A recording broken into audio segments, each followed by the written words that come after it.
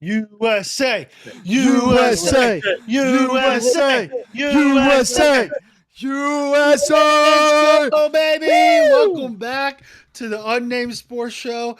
Hope you guys liked that nice little intro. It was planned this time, but glad you joined us here. Thursdays at 7:30. Again, moving forward, that's where we'll be at. But fellas, how we doing? Big week for sports, even though we don't have your traditional football, basketball going on.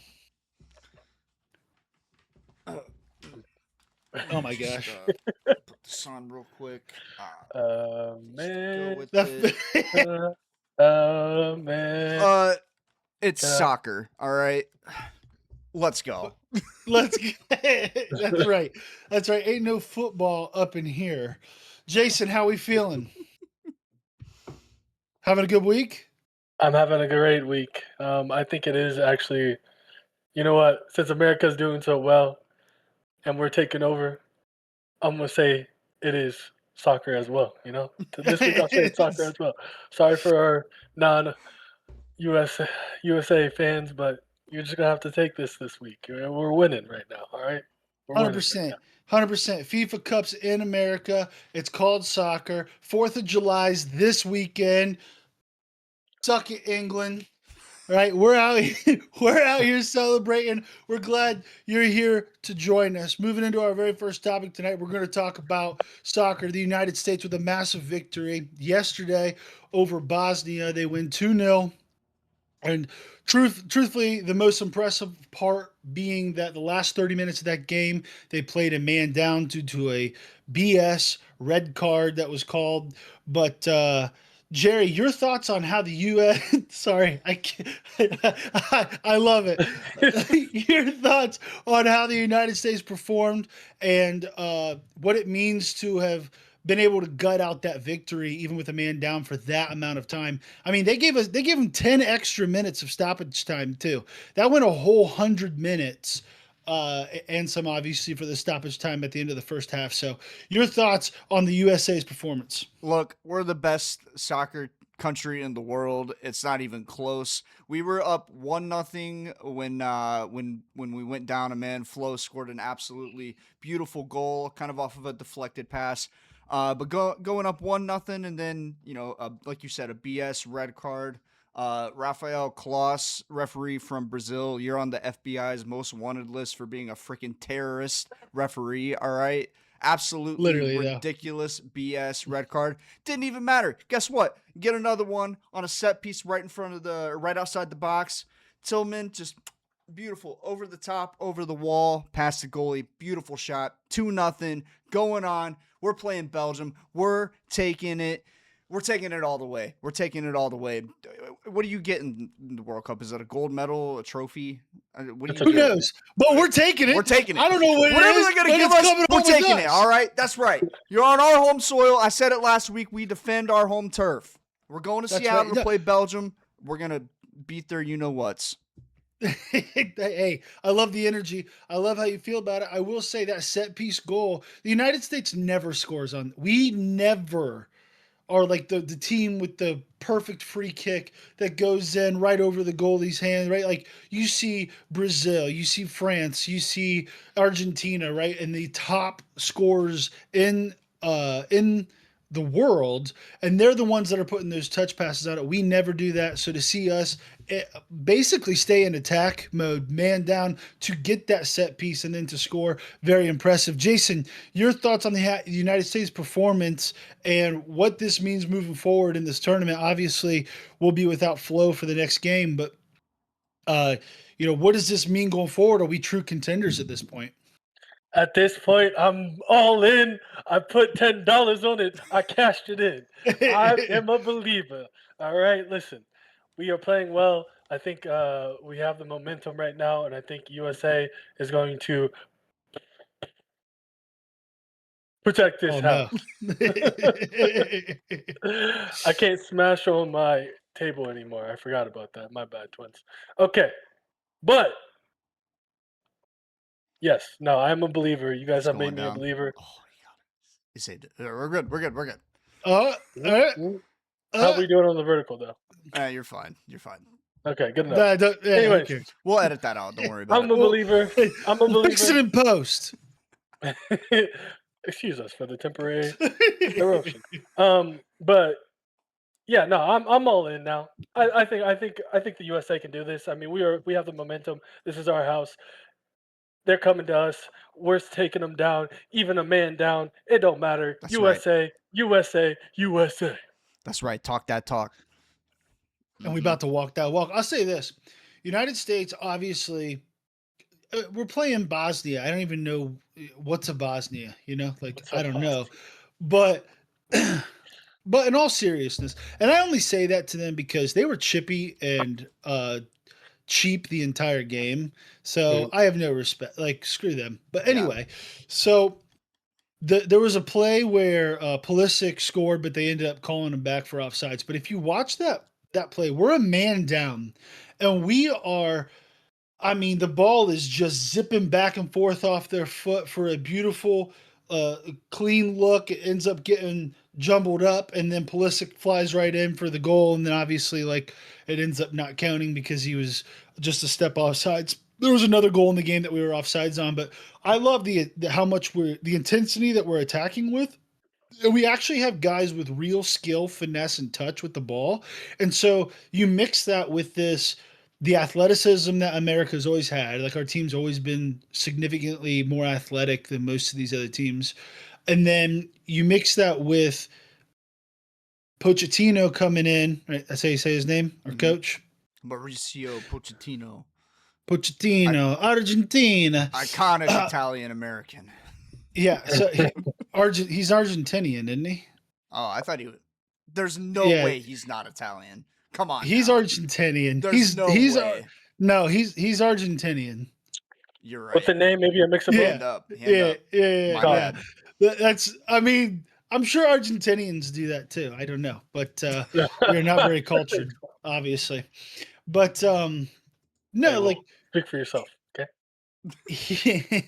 he has taken this team. He's injected this culture of like, why not us? Why not the United States? And we are this highly aggressive attack style. And I think not just the winning, but that style is what's really like, what are your favorite basketball teams? What are your favorite football teams? American football teams. Like they're the ones that are these high flying, high powered, aggressive offenses, right? That's how we're playing now in the World Cup, which is something we've never done before. We've always been this sit back, let our chances come to us, and then maybe we'll score one goal, maybe, and we lose every World Cup every year. Now finally we're taking the fight to them. I love the energy. So I think the United States, honestly, top 5 team performing so far in the tournament. Are they top 5 in skill and talent? That's Yes. yet to be determined. Oh. That's yet to be determined. Definitely top 10, but we'll see how far we can go. But at least from a performance standpoint, I mean, we should win this next game even without Flo, and we should carry on further into the tournament. Shifting gears, still staying in that same game though. I do want to talk about the officiating and specifically that red card. Jason, I don't understand, and I think this is part of the reason that Americans tune in for these games, and we see something like that and we're just like, okay, well, this is why we hate this sport. Your thought, we don't hate soccer, but you know what I mean. This is why this is not as popular as say American football. What is your thoughts on the red card as well as like, can you fix that? Like, is this something that FIFA should fix? Or are we just dumb Americans that go, hey, our player's out for a game? That's stupid. Your thoughts? I mean, like if we were to relate it to anything, the closest thing is like in football, it's like when you get the technical, you get two what are they called? Unsportsmanlike conduct's called on you, right? And you have to Personal take that fouls. court personal fouls, yeah, unsportsmanlike conduct, whatever you want to call them, in football. Is it fixable? Yeah, I mean, reviewing it, but reviewing, I don't know. You add a review system to a game. That's why it got Takes more. called. Yeah. Oh, It was a right, no call. right, It was right, a right. no call on the field, and then Not, VAR not even a basically foul. Not even a Yeah. foul on the No field. Yeah. foul. And then VAR goes, hey, take a look at this, shows a still shot of him basically landing on the back of his ankle, and then comes out, shows him the red, you're out of here. So I mean, yeah, you would. I mean, the only thing you can do is have like in the NFL where they have the above people in like a certain area doing their own reviews, right? Instead of just I don't know. I don't know. I don't like it. I know I don't Yeah. like it, but I mean, What about it's the another length sport of the where refs, suspension? You know, like yeah, that yeah, part you of me could just part end of of me is game, like, right? yeah, part of me is like, okay, a red card should be, let's say a red card, let's keep it where you're removed from the game, your team plays with a man down. Then it should Right. maybe go to a review on whether or not they should be suspended for the next game too. That to me, Right. just the Or automatic suspension of the next game is insane to me. or you could have it like targeting in the NCAA. If it happens in the second half, they're suspended for the first half of the next For the game, first half of but the they're next able game. to Yeah. come into the second half, as a sub Yeah. or something like that. Yeah. I don't know. I just have a hard time. Well, because to me though, the reason you get suspended for 2 full halves is because, okay, let's say you're a safety, you commit a targeting penalty. For those that don't know, targeting in college football results in an automatic ejection from the game. It's when you go helmet to helmet with another player, generally with the crown of your helmet. The reason that you get that full 1 game or 2 half suspension is because you just have a sub come and take your spot, right? Like it is a massive disadvantage to get a red card of any sort in a soccer game because now your team for the rest of the game is a man down. So to me, that should be penalty enough. You've had to play man down for the rest of the game. Now we look and see, okay, was it intentional? Was it like you were trying to cause harm? Like anybody watching that would know he's not attempting to cause someone harm. I just don't understand. Like now our best player or arguably top 3 player will be out for the next game in the round of 16 in a very important knockout game. It's just very frustrating to me. Mm-hmm. Absolutely. I don't know. It's and from my understanding, from what I've read, I'm not a soccer guy. Yeah, hand up, my bad. But As we're decked out in American gear, let's go. Yeah, I'm not a soccer guy, but I am a USA guy. That's all I gotta say. From my understanding with the VAR system, the video assistant referee, I think is what the acronym stands for. They're not supposed to use slow-mo like still shots when reviewing a play like that. Specifically when they're reviewing red cards. That is like when they were showing on TV exactly what the VAR was looking at. That's the only thing he was looking at was still shots and slow-mos of the tackle. So it is mind-boggling to me how that It wasn't a tackle. Yeah, That's the other thing. It yeah. wasn't even a tackle. It was 2 guys jostling for a loose ball, and his foot came down on his ankle. Right. It was 100% just a tangled up accident.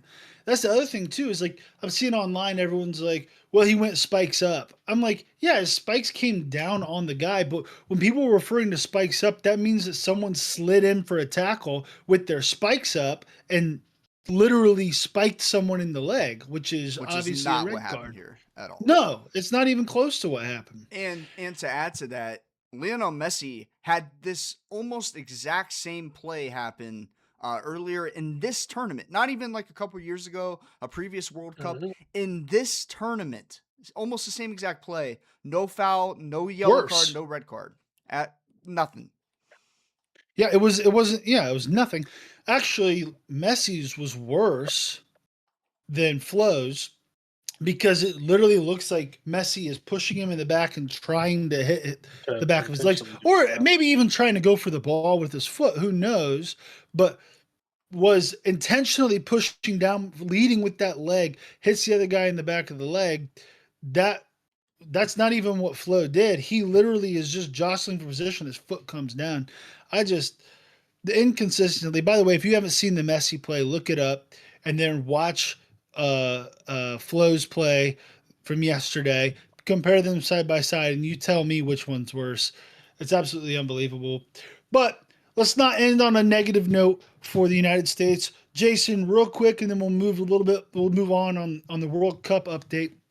Your thoughts on our upcoming matchup against I can't remember who it is. Don't tell me. Belgium. I was thinking Bulgaria. I was like, that's wrong. Against Belgium on Monday. I will be clipping these for some type of clips. Anyways, I think Brian does we're not good. know geography. I think we're good on this in this game. I think we'll be fine until we face a better team like the Spains and the stuff. That's when I'll start getting a little nervous. Like I said, I'm bought in. I'm cashed in. But against Belgium, I think we will have a chance even down one of our better players. The way we've been playing, I think we're going to take the confidence from these last games and just continue to stack on top. Gary, your thoughts being a man or being without Flo, but against this Belgium team who did beat us 5-3 in our last friendly just a couple months ago. Yeah, a friendly's a friendly. This is war, all right? This is absolute all out war. And we already showed we can score down a man. We don't even need we'll come into the game 10 men and we'll still win, all right? Give me whoever. I don't care. USA all the way. This isn't even, I'm not even going to sweat this one, all right? Not even sweating it. Easy clap. All right. All right. Easy clap. He says, let's take a look at the rest of the World Cup. The bracket right now. France moves on in a 3-0 decisive win. They'll play Paraguay, who the United States beat 4-1 in the first game of the group stage, and then they slid in as the number 2 or 3 team, I believe the number 3 team, from our group stage, and just upset Germany, who was top 5, top 7 team coming into FIFA. A lot of people picking Germany to win this tournament. A lot of people. Yes.